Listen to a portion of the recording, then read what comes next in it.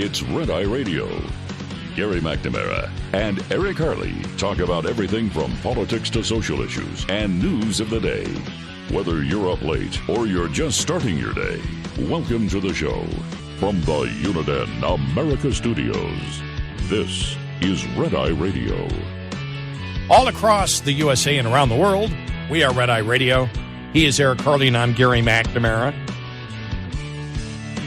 I'm amazed this story wasn't bigger, and it might be this week. Yeah? The FBI improperly used warrantless search powers against U.S. citizens more than 278,000 times in the year ending November 2021, according to unsealed Foreign Intelligence Surveillance Court filing. That's a FISA court filing. This is the court doing it. The U.S. citizens covered in that improper effort included people involved in the Capitol riot, George Floyd protesters during the summer of 2020, and donors to a failed congressional candidate, the filing said. Section 702 of the Foreign Intelligence Surveillance Act allows government to conduct targeted surveillance of non-U.S. persons located abroad to acquire foreign intelligence information. When U.S. citizens are flagged as part of these investigations, the FBI takes over the process of looking into them for possible security reasons. The court filing, which spanned 127 pages, was unsealed Friday by the FISA court, but was filed in April of 2022. As this is a statement from the FBI, as Director Wray has made clear, the errors described in the Foreign Intelligence Surveillance Court's opinion are completely unacceptable, a senior FBI official told Fox News on Friday. As a result of the audits, it revealed these instances of noncompliance. The FBI changed its querying procedures to make sure that these errors do not happen again. These steps have led to significant improvement in the way that we conduct the lawfully obtained information of Section 102. We are committed to continuing this work and providing greater transparency into the process to earn the trust of the American people and advance our mission of safeguarding both the nation's security, privacy, and civil liberties at the same time, a senior FBI official said. I want to know more. You know, they say 278,000 times in 2021.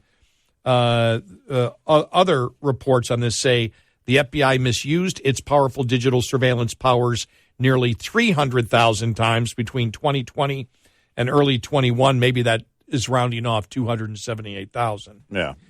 Including against January 6 protesters, according to a newly unsealed court document.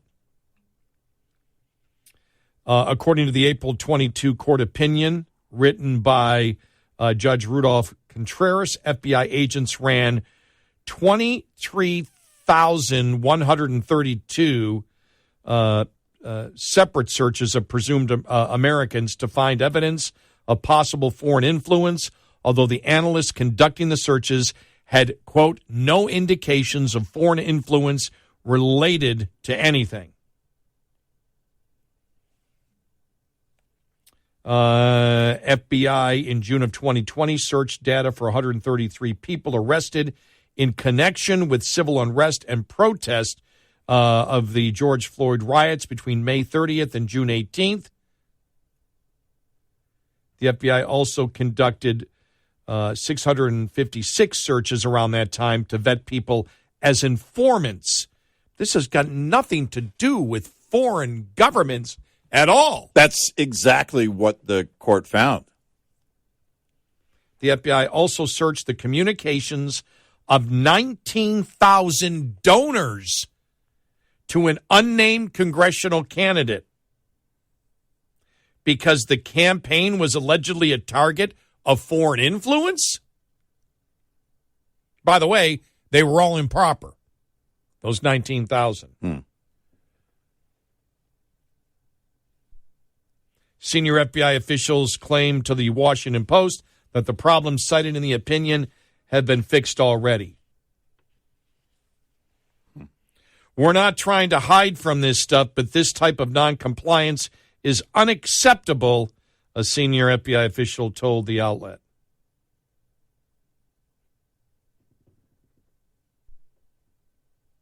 I'm telling you. Well, what were the rest of the nearly 300,000? They say 300,000, and then were there multiple times in those 23,000? Is that what they're saying? There were multiple different searches in the 23,000 that led up to 300,000? I hate when a story comes out like this, and obviously you read it, you go, well, the math doesn't make sense. Why isn't it explained anywhere? Right. I don't see it explained anywhere. There are a couple of things. I want to know more about the database itself, because if these, all of these queries in the database were done outside of the rules, then I want to know about the database itself. Because you have to go back further and further and further and say, okay, look, we got to get to the very foundation of the issue here. This is from Reuters. The court found that searches as a part of probes into crimes between the years 2016 and 2020 violated the rules because there was no reasonable basis to expect they would return foreign intelligence or evidence of a crime. It was a fishing expedition. They were just using the database. This goes back even further than all of this that was released on Friday. Which makes me wonder, how far back does it go? Well, how long has this been going on? But aren't all right? Because what I want to say is I'm sick and tired of the FISA court filing these reports. Are they getting fooled all the time? Well, okay, so we go back to the work done by John Solomon and Sarah A. Carter in the spring of 2017. What they found was that at the FISA court level, that the Obama administration, keep in mind this was in October of 2016, the Obama administration went to the FISA court basically in some kind of weird mea culpa kind of thing, telling the courts, we did not comply with what the court's directive for us in terms of violating citizens' rights, which went all the way back to, according to the documents found by Sarah A. Carter and John Solomon, then all the way back to 2011, when Mueller was leading the FBI. Yes. And that's important because at that point, now when they found those papers, Mueller had not been assigned, but after he was assigned, we looked at that and said, okay, wait a minute. That means, if he doesn't go back to the basis of the FISA warrant against Carter Page, then you're not doing the full work. Well, might he not go back because he doesn't want to go all the way back to that other element of, again, the FBI going to and Department of Justice going to the FISA court saying, yeah, sorry, our bad. We didn't comply, going back to when you told us to stop violating citizens' rights, going back to 2011. Just to explain it for those who may not know anything about it, when Mueller started the investigation into Trump-Russia collusion, we had stated that at that time we said, well, if he doesn't go back, because you have to assume as an investigator, what you're told is we don't know what the crime is, but the allegation is Trump colluded with the Russians to change the outcome of the election, either hacking or whatever. We don't know what he did. There is no crime. There's simply an allegation. And there's they already knew at that point that the dossier was bogus. Right. They knew it, that even the Mueller investigation knew it was. But still you sat there and went, where do you start? You're the Mueller investigation, and you're starting, and let's take politics out of it completely. You take politics out of it. Simply, you're the investigator. And you say, okay, we need to find out, we've been told we need to find out whether Trump colluded with the Russians. Where do you look? Right. And you say, okay. The FBI got a FISA warrant to look at the Trump campaign. Well, that has to be the strongest evidence. If you can get a secret warrant to spy on a presidential campaign, that information must be so damning. That's where we would need to start from. Right. Well, we now know the FISA warrant was bogus. Right. We all know it was bogus. Right. And we always stated, is Mueller not going back to look at that because he doesn't want to accuse the FBI of bogus warrants when he was involved and he was the head of the FBI when the FISA court went all the way back to 2011 and said, you guys aren't following proper procedures for FISA warrants, and this is a serious issue. You're violating Americans' constitutional rights. And it went all the way back to Mueller in 2011. And we always ask that question, is that why he didn't go down the path any investigator would have gone down? And nobody else except us has ever brought that up, from what I know. By the way, there was an application for that FISA warrant on Carter Page within days of the FBI also going to the FISA court saying their little mea culpa, we didn't comply with what you had told us. I mean, I don't know if those two are connected because I don't know if there's a correlation there at all. But the timeline, though, is pretty darn close and really makes you wonder. And here's what's interesting. Reuters reports that, all right, so I mentioned the crimes that they talked about between 2016 and 2020. Well, the ODNI, that's the Office of the Director of National Intelligence, said that the FBI tightened its procedures in mid-2021 and 2022. Quote, as a result, these compliance incidents do not reflect the FBI's querying practices subsequent to the full deployment of the remedial measures. What they're saying here is they went in to straighten it up in 21 and 22, but this this entire group of 278,000 incidents even violates what they did to fix it.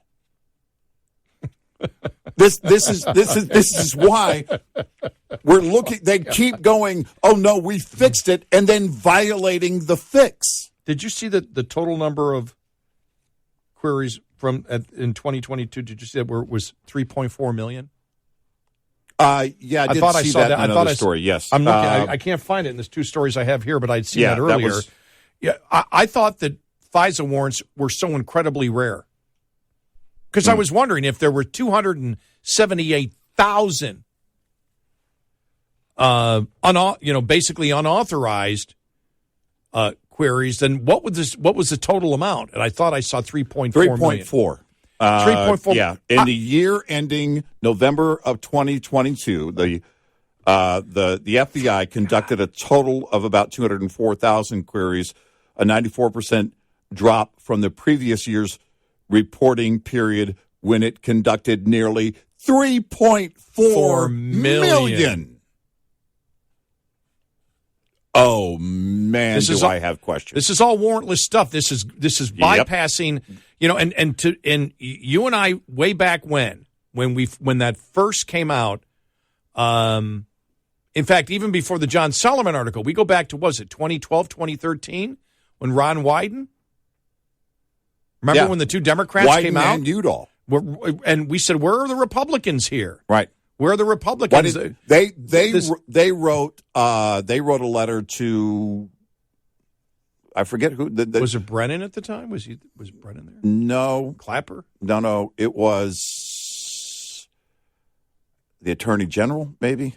I forgot. Yeah, at the time, but they said, look, we believe that they're violating the protection set up they're violating all these parts of the Patriot Act. That there is, and we're the oversight. So that's right. Yeah. So we're doing something about it, and we asked the question right away. Well, we're the GOP members on this letter. Yeah, because they should be concerned because about it the first screaming was, see what we said the Patriot Act forbid them from doing this. Right. But it was the Democrats that sent it to the Attorney General. You're right, sent the letter saying we can't state what it is because it's classified. Right. But we're sending you the letter because it's wrong and you're violating Americans' rights. Yeah. And we just went, the system's completely screwed up. And if you can't fix it, scrap it. I think that was that the NSA thing? Yeah, that was That was the NSA. Yeah, the metadata. right? Yeah, there was the metadata stuff. Yeah. But we said if you can't do this properly, scrap it. Right. You cannot have as because it shows whatever the hell was going on. They knew it was wrong. Right. You're telling me nobody knew? You're talking hundreds of thousands? And you can't pin this on rogue agents. Sorry. It is a matter of practice if it is being done to this extent. And then every time you implement a fix, you violate the fix. Well, it could be two rogue agents. Comey and Strzok. I was going to say McCabe and Strzok, Comey and Strzok. Three. I mean, pick your two. But, I mean, you see that. I just shake my head. I hope Republicans pound on this. I really hope they hit the ground with this week. At least point to, what we have said, and that is we've got a ton of questions, and we're going to have hearings on this. The House Oversight Committee needs to have Ray in front of them right now. I believe so. 866-90 Red Eye. More milk production, lower prices, but fairly strong margins. That's the gist of USDA's forecast for the dairy sector next year. USDA Outlook Board Chairman Mark Jekanowski says milk output seems to rise every year, of course, no matter what, and 2024, no exception. For 2024, we're expecting an increase in production of about 2.2 billion pounds from the current year. Or about a 1% increase. Mark says the dairy herd will be smaller. Milk per cow, though, expected to increase. Not so prices. We're expecting product prices and milk class prices to be down just about across the board. However, costs of feed are also projected down next year. Corn by over 25%, soybeans almost 10%. And so Mark says for next year, the overall profitability situation for dairy farmers might still be relatively strong. This is Gary Crawford reporting for the U.S. Department of Agriculture. This report is made possible by Cenex Roadmaster XL Premium Diesel and Citgo Lubricants. We'll be right back with more Red Eye Radio with Eric Harley and Gary McNamara.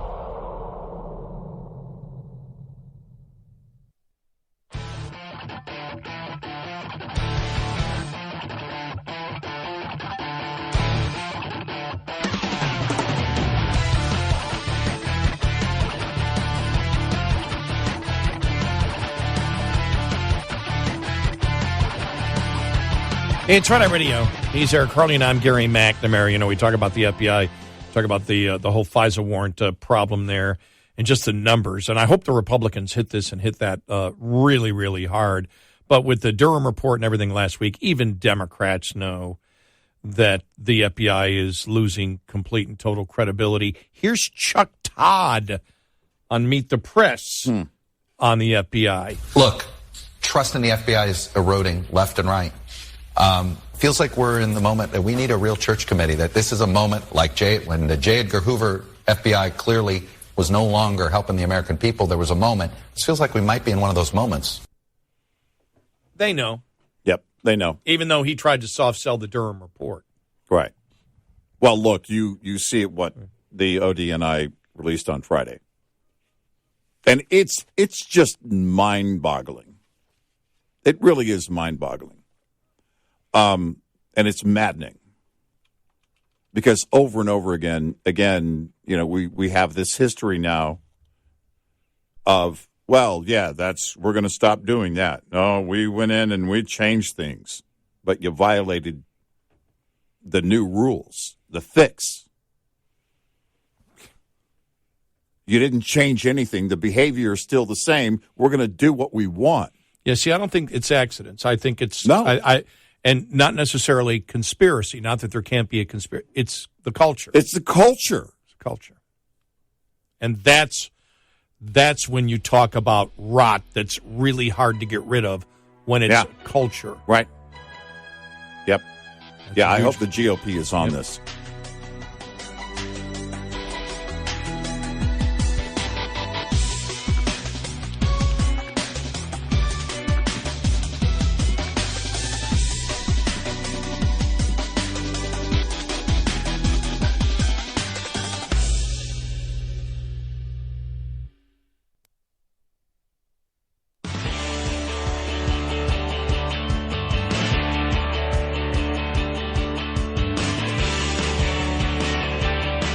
so good, you want to listen again with our podcast. Available on our app and at redeyeradioshow.com. And he's Eric Harley, and I'm Gary McNamara. All right, time for a beer update. Right on. Let's go. What do you got? So I see this headline here. Nation's largest LGBTQ advocacy group strips Anheuser-Busch a perfect corporate equality index score over Bud Light's Dylan Mulvaney fiasco. Told you can't win. There is no win. Well, it was I was watching, I think it was YouTube, and it was Kevin O'Leary from Shark Tank that was being interviewed. Yeah. And they were talking about damage control. What, and you could tell. He said, I don't know if there's an out for them. There's not a win. You're in it so deep. You should have never ever got it this far. And he was trying to, if he was a consultant, he was, trying to figure out what he would tell them. It was fascinating to watch because you could tell he was like, I don't know, you go back to the basics of it. People over 40 want a light beer because of the carb levels in it. And something that you and I had said, how do you go back? And he's like, but I don't know. He said, I don't know if anything would work. And so there I was. I golfed on Saturday. Then after we decided to have a beer. Right. Oh, man, all of a sudden a beer became oh, man, I can't have a Bud Light. How about a Mick Light? No, that's Anheuser-Busch too. Now, if I'm going to have a beer, I want it to be something with a lot of low carbs. Mm-hmm. And so I don't know what to do. It's like I've got my phone out. I'm looking at the different light beers to see who they're manufactured by, and everybody else is doing the same thing. And so I look, and on tap it says 8, the 8 beer that's out in Texas, which they call the Troy Aikman, the Troy Aikman beer. Right. Is what they call 8 it. as in the number 8. Yeah. Yeah. Right. 8 right, exactly. Which was his number. His number, when he correct. clicked. Yeah. Right. And so I said, okay. So I Googled it, and it's not Anheuser-Busch. So I'm like, oh, okay, good. And it's brewed in Austin, only available in Texas. All right. And the bartender said, "Oh, this is really it's the best light beer out there." And it really is good. And I'm not this is not an endorsement, even though I have used the product. And they said, 2.6 carbs, per bottle or glass, whatever. And right. So, well, I don't care. It's a glass, but if it's 3, I'm okay with it. 3 grams of carbs. Beyond 3, we're going to have a problem. It was delicious. I mean, it didn't taste like, if I'm out somewhere and somebody's going to have a beer and it's like, I have it, but it's like I'm drinking water. Most of the light beers, there isn't a great flavor to it. Right. This is great flavor. So I just decided at the bottom of the hour, I went, it's really good beer. I wonder how they're marketing it. Oh, by the way, when they said 2.6 carbs, I went, I can have 10. All right, line them up. I'm kidding. Only 26 carbs. But I decided to go and look see, okay, how are they marketing this beer? Yeah. All right, so I go to the website, 8 Elite Light Beer. So I'm elite because I drank one the other day. Oh, I see. So I'm part of the elite, just so you know. Okay. So our story. So you're like, okay, what's your story? You ready? What do you got? And I went, this is how you market beer. Now, it really has nothing to do with beer, but you market it in a particular brand. Here it is. Respect for dedication. We're here to celebrate the early risers, people who are determined, seeing every moment as an opportunity, the ones who show up and give everything they've got. We don't compromise in the gym, kitchen, office, or anywhere else. Why should our beer be any different? No shortcuts, no excuses. Every day we strive to be a little bit stronger than the day before, to climb a little higher, to brew a little better. Perfecting this recipe took 2 years' worth of work with the very best minds in the brewing industry. We sweated every detail because how we do one thing is how we do it all. I'm sorry, bartender, but my only question was, can I get a beer? Life is a team sport. This is all our story for 8 beer. Yeah. Life is a team sport. We push ourselves every day, but we do so with others in mind. From day one, we're giving back 1% of our revenue to community efforts, starting with grassroots charity organizations in our home state of Texas, because we're all stronger when we grow together. Now I got to find out what charities they're giving to. We push ourselves every day, and when we've had too many beers, we push other people. Don't get us started. And then here, they really try to make it sound healthy here, because 2 years of experimentation made with organic grains, antioxidant-rich hops, 90 calories, 2.6 grams of carbs, no sugars, no shortcuts, no excuses. Drink Troy's beer. Well, my question is, okay, you say no excuses, but why did you brew it that way? Because whatever reason you give, it's going to sound like an excuse. I love it. No excuses. Why are you late? Well, I was in traffic. All right. Fine. Okay. Yeah. So is it beer? Okay, I'm looking at who they support, all right? All right. Because we are proud to partner with the following organizations: Military Warriors Support Foundation. All right. There you go. Good. The Common Market, Good Fresh Local. I don't know what that is. Do you? Yeah. Those are the two. Yeah. The Common Market. Sounds a little commie to me. Yeah, the commie market. Oh, it didn't say the commune. Okay, just The commune market. Wait, what? For the greater good. What? Yeah. Mayday. So. Okay, it's a food product supplier. Maybe is that who they're giving to? Oh, it's a nonprofit regional wholesale food distributor on a mission to connect communities. Okay, that's one of their causes. Yeah, to good food grown by sustainable family farmers. Okay. All right. Okay. That's fine. Okay, I can deal with that. I can deal with the two things that they're doing. So yeah, I mean, you got to check it now. Just to drink, I went through all of that to drink 1 glass of draft beer. Yeah. Wait a minute. They're supporting commies. No, it says common.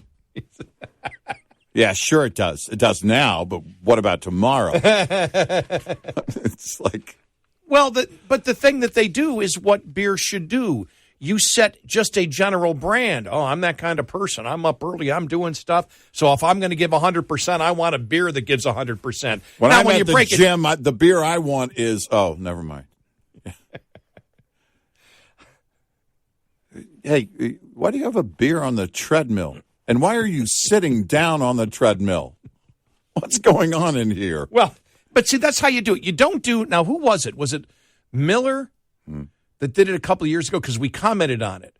And it was a guy sitting on a bench. I don't know if it was a woman next to him, whatever, and they were talking about the beer and why they liked it. And the guy said, and it has such a fine Pilsner taste. And we went, stop it. Nobody has ever said that in the history of drinking light beer. Just say you like I love the taste of it. Just say that. Right. And repeat that over and over. And then people will go, well, the guy in the commercial says it's got a good taste, so I'll check it out. Right. Good taste. Right. Good. It tastes. Right. It tastes fantastic. Yeah, it tastes great. Less filling. It has a fine Pilsner taste. I went, I have Nobody says Pilsner. I was allowed to drink beer when I was 18. Yeah. I'm so old. I don't know what Pilsner I have means. no idea what a Pilsner taste is supposed to taste like. And don't tell me what the finish is. And it has a bouquet and a finish of, nope, I'm out. I will say this. This goes back about 10 years ago, and I was visiting Jerry, who I'm going to see this weekend, in Jerry and his wife, beautiful wife, Mary. And maybe their grandkids might get to see them. But we went to not the Two Frogs that we go to now. This was an older brewery. I don't even know if it's in existence. But Two Frogs in Tarpon Springs. We'll have to stop by there this weekend. But another brewery, and they. By the way, this is a commercial segment of the program. It's a beer, yeah. Yeah. But we went in, and there was this. He said, "You got to taste this beer." I took a sample of this beer. You took a sip of it. It was bitter when it hit your tongue. Then it became sweet. I don't know how they did that. A sweet finish. Yeah, it was a sweet. So when you said finish, that's what I thought about. But it was instantaneous. It was like this. But you went, It was like because it was a tiny bit bitter and then sweet. Sweeter finish than the Kentucky Derby. That's what I'm saying. I don't even know what that means, but that's what I'm saying. If you have too many, you're going to have a DUI finish. That's the problem. Just listen. Don't drink and drive. Uber, kids. Well, you throw that in the commercial too. Yeah. But if you're going to do a commercial, that's how or you're going to brand something, and this is what it's about because of the debacle. But seriously, if you take the politics out of it, if somebody hired you to say, save Bud Light. Yeah. Yeah. I'll tell you what I would do. What would you do? I would write one word on the can. Coors. That's what I would do. When I saw I saw Kevin O'Leary, you could tell he was like, there's not a fix because you're not going to, and when they flinched, then the activists were coming after them. Now they're coming out. Now they're being boycotted by everybody. Yeah. Now nobody wants to drink your beer. Hey, way to go. That's something that you're never going to win. But the problem is again,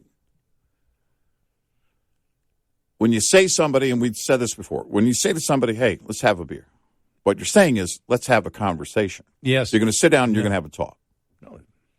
And that the beer is not the centerpiece of the conversation, but it's there. But when you make it the centerpiece of the conversation, then it changes the conversation. And that's exactly what they did here, is they wanted to come in and they inserted themselves into every conversation. So people said, I don't want to make a statement one way or the other with my beer. Not even, it doesn't even matter how you feel about any of the issues involved. It's, I don't want to have the conversation. It's I don't call it a catalyst, but when you said that a couple of weeks ago, I went, that's a great point. That a beer, you give somebody a beer, and I said that reminds me of my father that had the case of Ballantine beer, just to have with Mr. Duncan when they cut the lawn in the summertime. Mr. Duncan would give my dad one, my dad would give him one, and they'd sit and talk. It was about conversation. It was about socializing. It was about communicating, and I think that's a great way to market a beer. I can see the imagery: sitting at a table, relaxed with a beer, talking to. I'm talking to my dad. I'm talking to my family. I'm talking to my friends. That kind of thing. After a golf round, talking to people you golf with, having a conversation. That's it. It's got nothing to do with the beer. It's about just having a moment with other people. Like my beer would be 9,000 calories and 240,000 carbs. Harley Heavy is what I call it. I like At Harley Heavy, we know it's not about us. It's about sitting down, having a beer. Drink responsibly. Our beer, more filling. Oh, it's going to fill you up. 866-90 Red Eye. Coming up, more with Gary McNamara and Eric Harley. It's Red Eye Radio.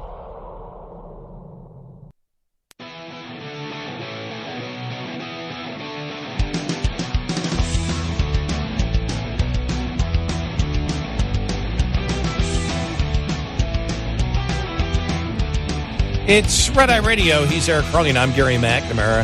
Hey, maybe we can go out for a beer after work. No. What's open at 5:30? Yeah. I don't know. Any gentlemen's club? Oh, no. No. All right, getting No. I'll be asleep at 5:45. Yeah. So coming up this week, DeSantis is going to announce. Looks like Tim Scott Yep. will announce. I mean, he's in. Yeah, he's in. So, look, and you see more and more. I mean, the media has been building this, but they fear DeSantis because he's a viable candidate, just like with Trump or anybody else, anybody on the right that is a viable candidate. They're gonna look to build the demon. Yeah, you mentioned, and I saw the article, the hit job. Yeah, From Politico on DeSantis' wife, which is laughable. God, that his opposition doesn't like her. That's one basis for their entire article. I know. Well, of course they don't like her, and that she's on the mailers that they're sending out. Well, of course she would be. She's the first lady of Florida. This is Red Eye Radio on Westwood One.